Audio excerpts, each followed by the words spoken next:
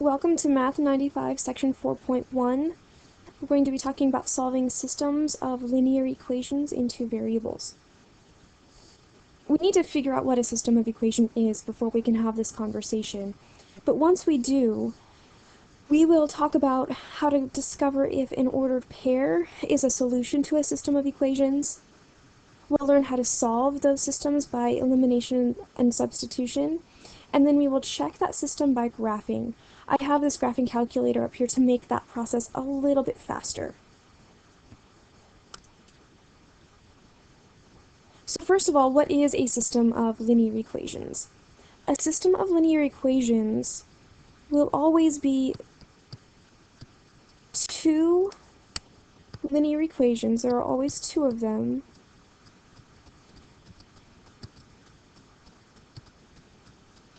And they will be related to one another.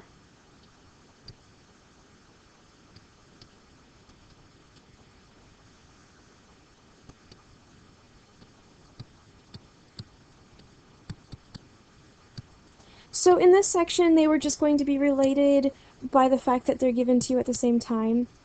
In the next section, we will be dealing with application problems, and those systems will be related by the application itself. Before we can get into the applications, though, we need to know how to deal with the algebra of solving a system of equations. Before we get to solving, let's talk about what a solution to a system of equations might look like. So, when I'm talking about a solution to a system of equations, I'm talking about a point where both the x-coordinate and the y-coordinate work in both equations. So if I wanted to determine if an ordered pair were a solution to one equation, I would plug the x and y values into that equation and see if I got a true statement. So for instance, this first equation here, this x minus y equals 3. I cannot write sometimes. X minus y equals... Try this one more time. Smartboard is not being happy with me right now. We have x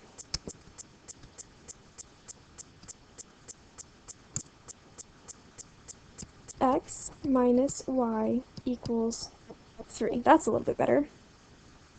So to check this, I'm going to plug in the x value, 4, and plug in the y value, 1, and see if that equals 3, which in this case we can see that it does.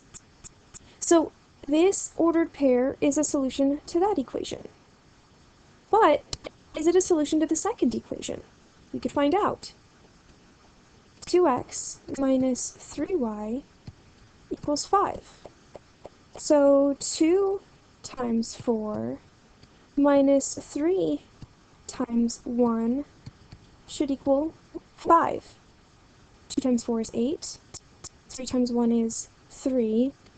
8 minus 3 equals 5. We have another solution. So this ordered pair is a solution to both equations. Try that with our other ordered pair and set of equations. We have 3x minus y equals negative 12. So again, I'm going to just plug my x and y values into this equation. 3 times negative 3 minus just a 3 should equal negative 12. 3 times negative 3, I don't know what I just did. Let me pause it. Alright, so 3 times negative 3 is negative 9, minus a 3 does indeed give me negative 12, so it works in this first equation. We're good there. Let's try the other one. We've got x minus y equals 0, so does negative 3 minus 3 equal 0? Negative 3 minus 3 is negative 6. That does not equal 0.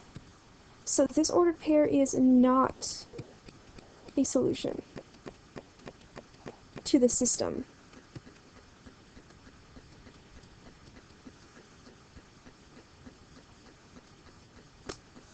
As we do the algebra in this section, this is going to be how we check our answers.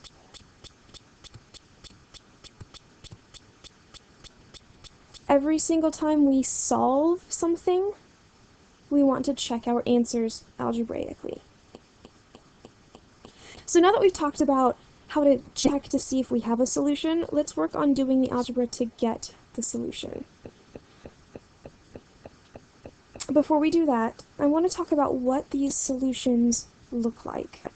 So on the previous slide, we indicated that the solution to a system of linear equations is where the x value and the y value for each equation are going to be the same.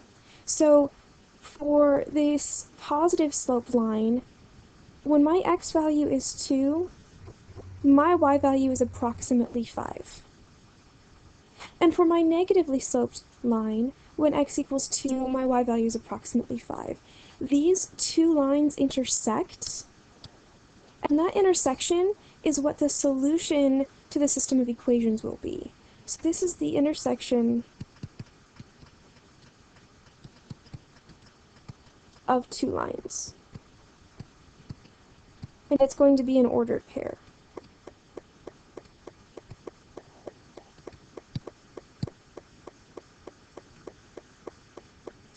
There will be times when we have no solution. In the second equation that we were looking at, the second set, when we had that when we checked it wasn't a solution, those two lines may have been parallel lines. So when I have no solutions, I have parallel lines, which means they have the same slope, but a different vertical intercept.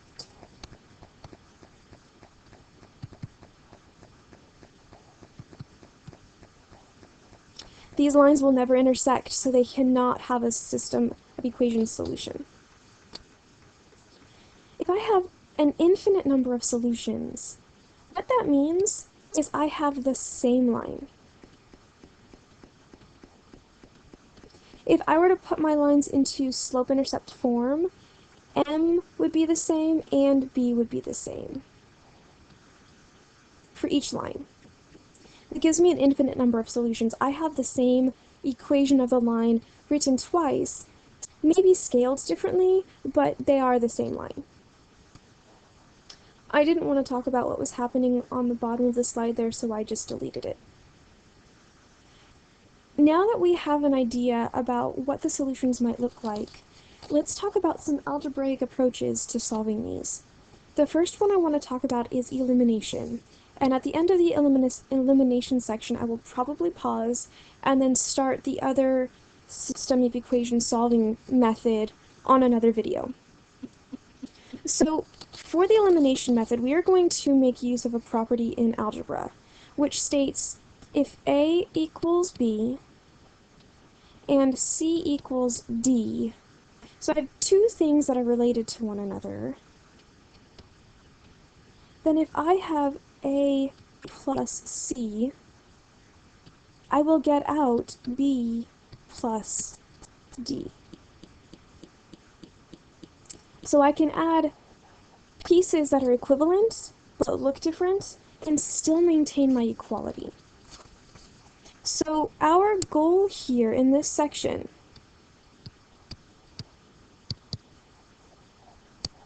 we would like to eliminate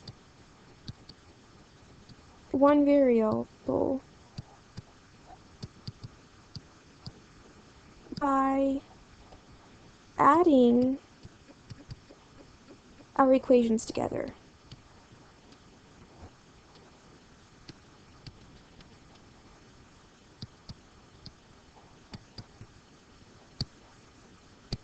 So to do that, we will normally have to multiply one or both equations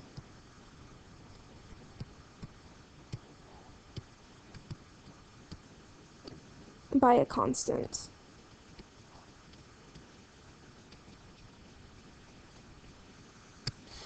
Another piece of elimination when we use this method, we need to be in the same form of the line for both equations.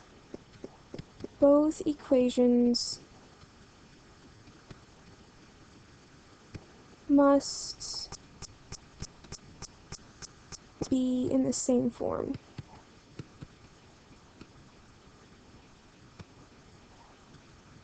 So if you like to use slope-intercept form, you're welcome to. It's fairly normal to use standard form for elimination. I'm not exactly certain why, but that just tends to be what people do. So I like standard form to do this. I'm going to use standard form most of the time when I'm doing elimination.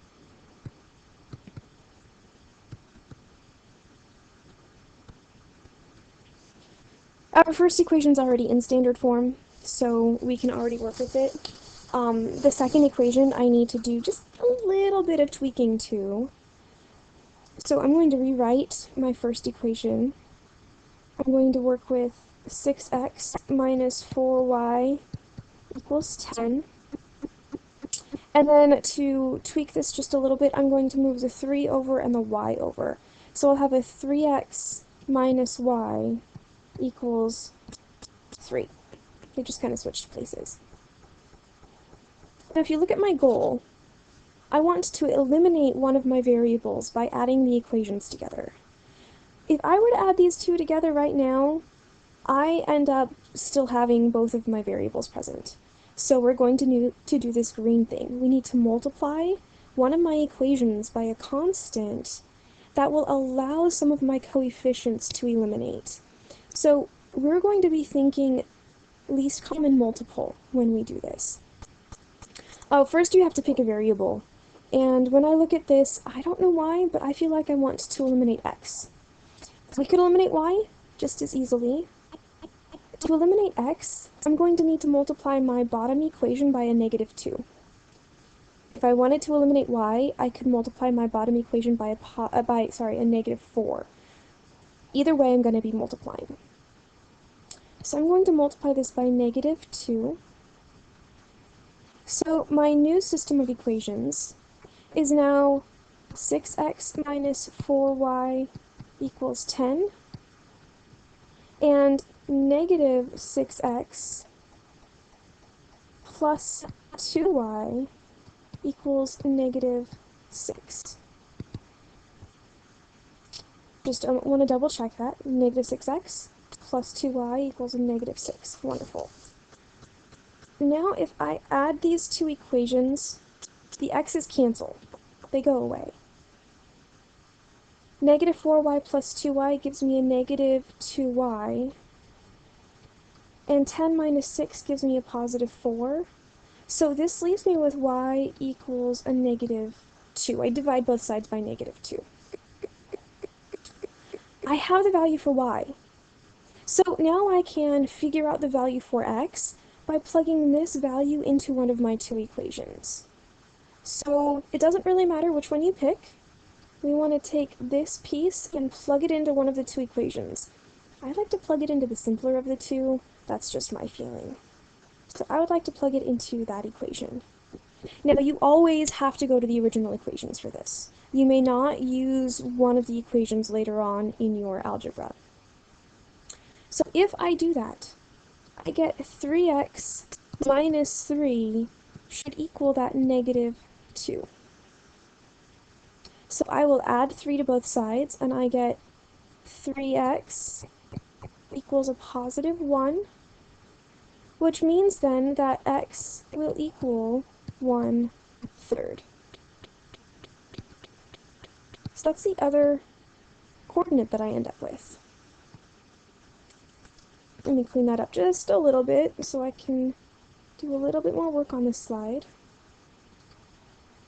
So the order pair it looks like we came up with was 1/3, -2. I'm going to check this one by hand, and then I will show you how you can check it in your calculator. To check it by hand, I want to plug it into the other equation. So here's going to be our check. 6 times 1/3 minus 4 times -2 should equal 10. 6 times 1/3 is 2. Negative 4 times negative 2 is a positive 8. And that in fact equals 10. We are good to go. If I wanted to be thorough, I would check in the other equation as well.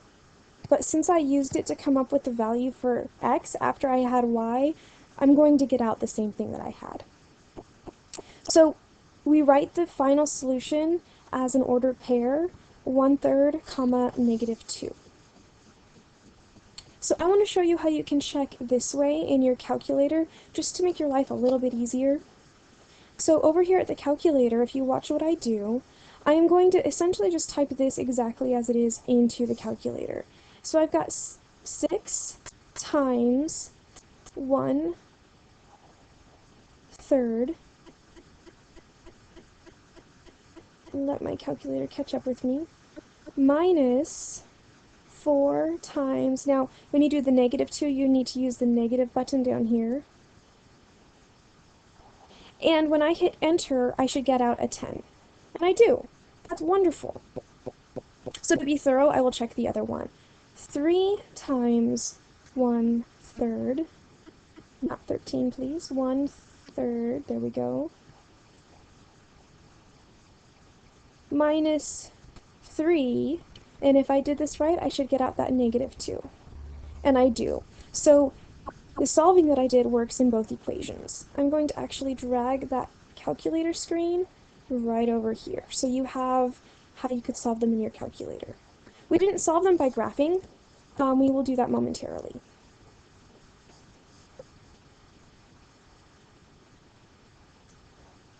So now I'd like to talk about solving a system of equations that looks like this by elimination. So remember, our goal is to make coefficients match. Now, they actually already do. And if I were brave, I could add these together right now.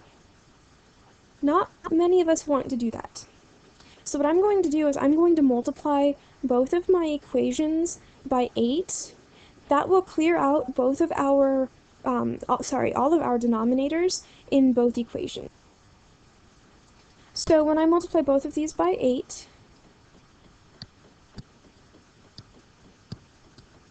I wind up with, this is going to give me a negative 4x plus 2y equals 4. And on this side I end up with 4x minus 4y equals negative 1. If I add these two equations together, again the x's cancel. You don't have to make the x's cancel. That's just been kind of coincidental these past 2 slides. I wind up with a negative 2y equals, that's going to give me a positive 3.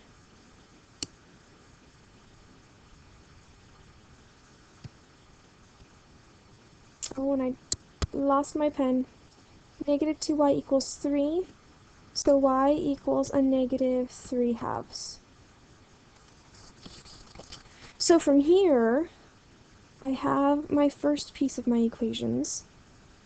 I'm going to pick one of my 2 equations in which to insert this y value to solve for my x value. I have to go back to my original equations. So which one looks a little less ugly? I don't know, maybe the one with the 2's. It doesn't really matter at this point. So I'm going to plug this into this equation, giving me 1/2 x minus 1/2 times negative 3/2 equals negative 1/8. So again, at this point, we could think about clearing our fractions.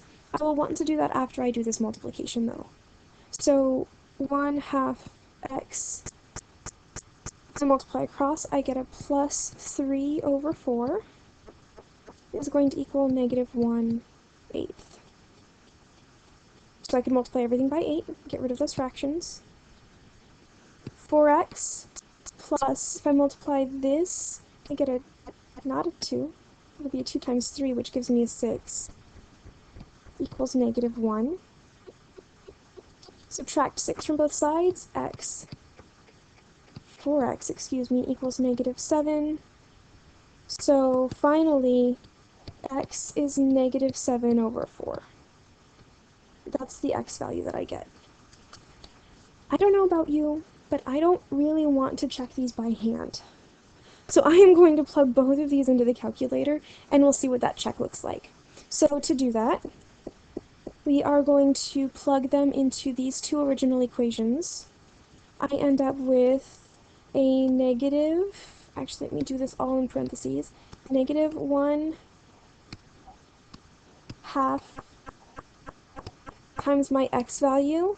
My x value was negative 7 over 4 plus 1/4 times my y value, which was negative 3 over 2. And I want to make sure I get out a fraction when I'm finished here, so I'm going to ask my calculator to give me a fraction. I hit math, and that first option says turn my answer into a fraction. So when I do that, I get out 1/2. So far, so good. Now I want to do that for the second equation. So 1/2 x, and that x value again was, let me make sure that I close that parenthesis. That x value was negative 7/4.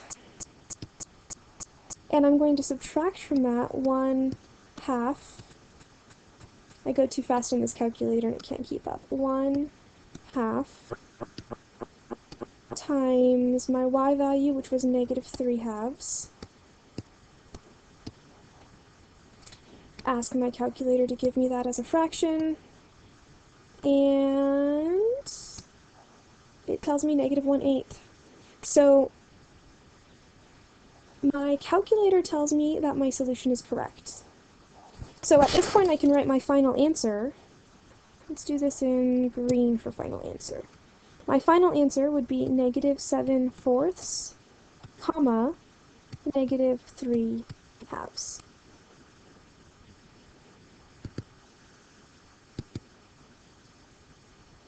Alright, I believe we have one more that I've asked us to solve by elimination, so let's check that out. First I have steps. That's good to know. So the first step to solving by elimination is get both equations into the same form.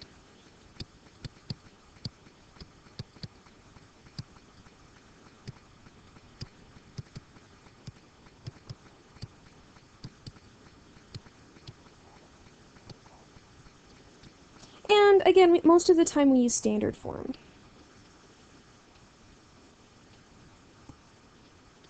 Maybe that's why it's called standard, because it's standard to use. I don't know. Step 2 is going to be multiply one or both equations by a constant.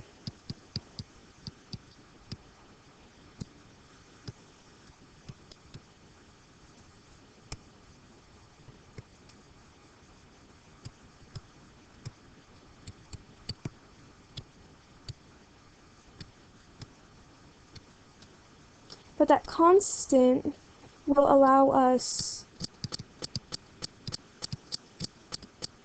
I'll try to write that as one word,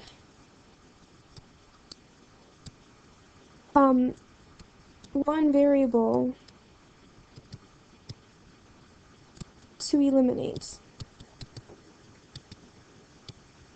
In other words, we want opposite coefficients. If I have a negative 4x in one equation, I want a positive 4x in the other equation. Step 3 is going to be to add the two equations together.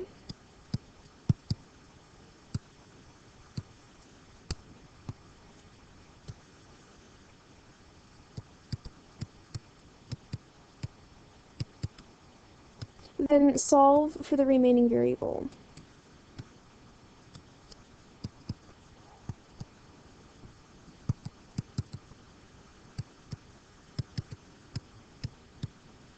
which implies that one variable should disappear.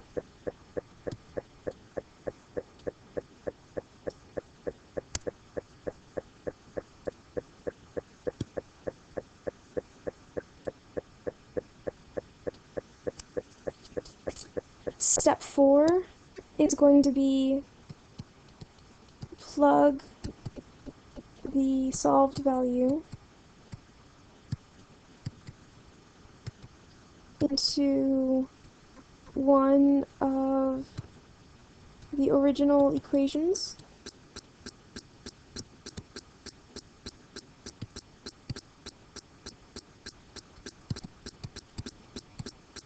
And solve for the other variable.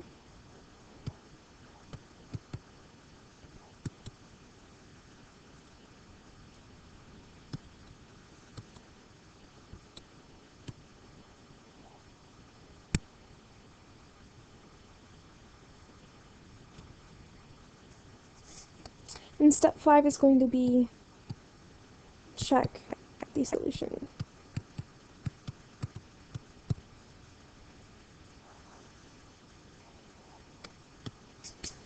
So before we move on to substitution, I would like us to solve this system of equations using the elimination method. Both of these systems of equations, just to get some extra practice. I know this video is going a little long, but this is a very important topic and I want to make sure we get a lot of practice with it. So when I look at this system of equations, it might be easy to make my y values match. These are both in the same form, sort of. This one's not technically in standard form because we have a non-integer number here. That's not so critical. What I'm seeing here is if I multiply this equation by -3, these two will eliminate nicely. And it will just so happen to get rid of that fraction as well. So you don't always have to get things in standard form. You can kind of play with things as you go. So I'm going to multiply this equation by -3, and I'll write it underneath this other equation, and then I can start solving right from there. So -3 times 1/3 gives me a -1x. A -3 times a 2y gives me a -6y. And a -3 times a -1 gives me a +3.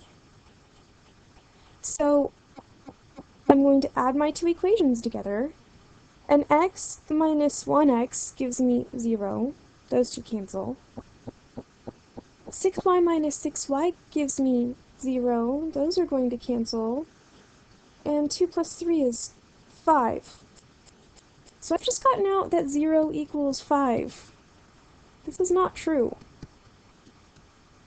Something weird is happening here. To find out what's happening here, let's put both of these into slope-intercept form.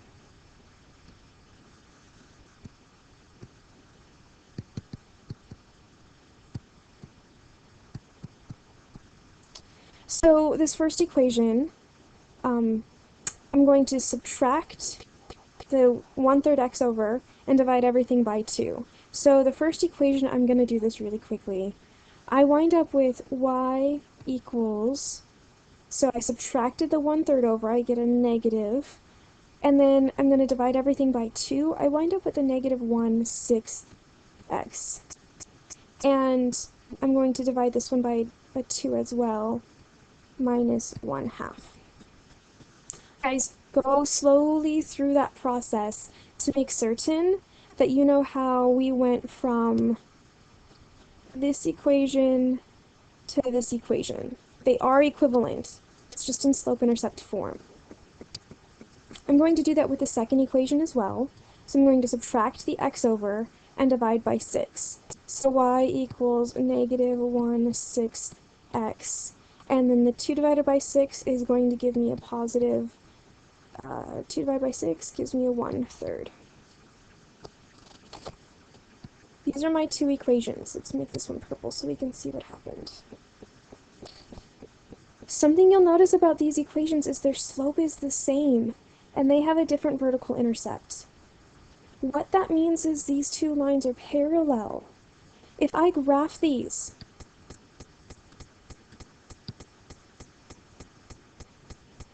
go into my calculator. I'm going to graph these. Oh, are we still recording? I don't know if you guys saw that. I just went to my home screen. That was interesting.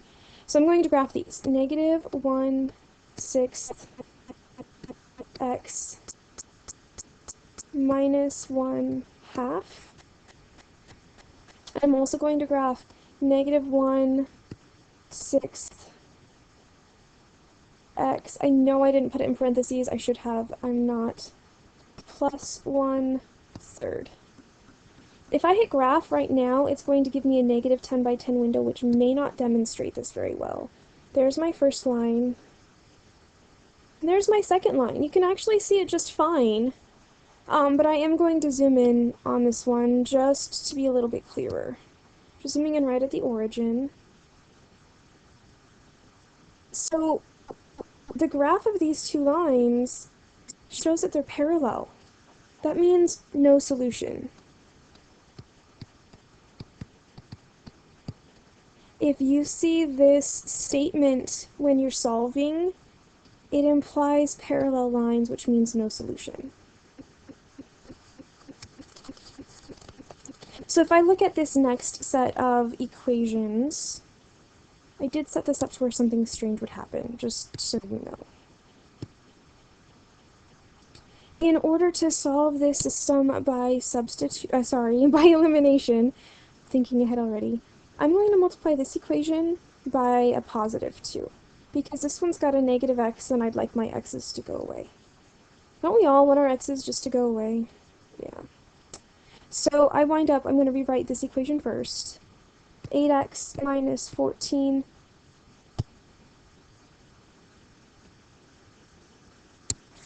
I don't like technology sometimes. Minus 14y equals 20. And then this one will come down here. Negative 8x plus 14y equals a negative 20. And when I add these two together, everything goes away and I get 0 equals 0. 0 equals 0 means we have the same line. In other words, y equals mx plus b and y equals mx plus b are the same. For us, let's just take this bottom one. I would have y equals positive 4/7 x minus 10 over 7. If I did that here, I would wind up with the exact same equation. So I get the same line, which means I have infinitely many solutions.